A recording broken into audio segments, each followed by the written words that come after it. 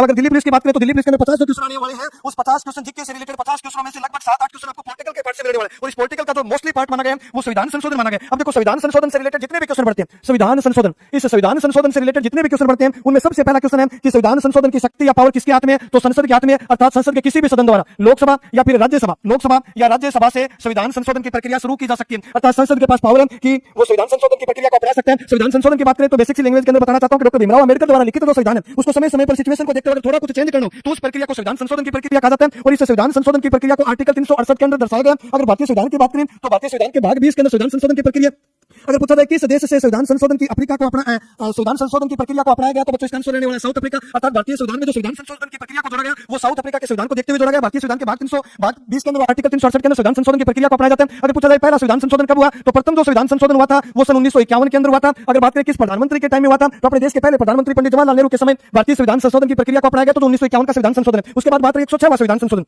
देखो अब तक कितने विधेयक पास हो चुके हैं तो अगर विधेयक की बात करें तो 130 विधेयक पास हो चुके हैं। 130 विधेयक, एक तो देखो संविधान संशोधन से बताता है और एक से बताता है विधेयक। विधेयक की बात करें तो लोकसभा या राज्यसभा दोनों सदन से या फिर संसद के संयुक्त अधिवेशन से अगर बिल पास होता है उसके बाद बिल राष्ट्रपति के पास भेजा जाता है। अगर राष्ट्रपति हस्ताक्षर करे तो उसे संविधान संशोधन का नाम देंगे। जब तक राष्ट्रपति हस्ताक्षर नहीं करे तो उसे संविधान विधेयक के नाम से जाना जाता है। तो आज तक 130 संविधान विधेयक पास हो चुके हैं। अर्थात 130 संविधान विधेयक जो पास हुए उसमें जो सबसे नया विधेयक है यानी 130वां विधेयक कौन सा है तो 130वां विधेयक पास किया गया है कि या तो संसद के अंदर, संसद या फिर विधानमंडल के किसी भी सदस्य का, संसद या फिर विधानमंडल के सदस्यों का अगर 1 माह का कारावास यानी किसी भी संसद के सदस्य या फिर किसी भी विधानमंडल अर्थात विधानसभा विधान परिषद के किसी भी सदस्य को 1 महीने की जेल होती है तो उसको उसके पद से हटना पड़ेगा। और ये विधेयक नंबर 130 है जो 2025 के अंदर पास किया गया। राष्ट्रपति द्वारा आज तक हस्ताक्षर न करे जाने के कारण इसे संविधान विधेयक का नाम देंगे। जिस दिन राष्ट्रपति हस्ताक्षर करेगा उस दिन हम संविधान संशोधन का नाम देंगे यानी 130वां विधेयक। उसके बाद 129वें विधेयक की बात करें तो 129वां जो विधेयक था वो वन इलेक्शन वन कंट्री यानी एक राष्ट्र वन चुनाव की प्रक्रिया, ये 129वां संविधान विधेयक था। अर्थात सभी चुनाव यानी संसद और विधानमंडल के जो चुनाव है वो एक ही टाइम पर करवाए जाए इसके लिए विधेयक संसद के अंदर पास किया गया। 129वां नंबर का विधेयक है। अगर 128वें विधेयक की बात करें तो 128वां विधेयक जो है उस पर राष्ट्रपति ने हस्ताक्षर किया तो 106वां संविधान संशोधन का रूप धारण किया। अब 106वां संविधान संशोधन का संबंध किससे, अगर इससे रिलेटेड बात करें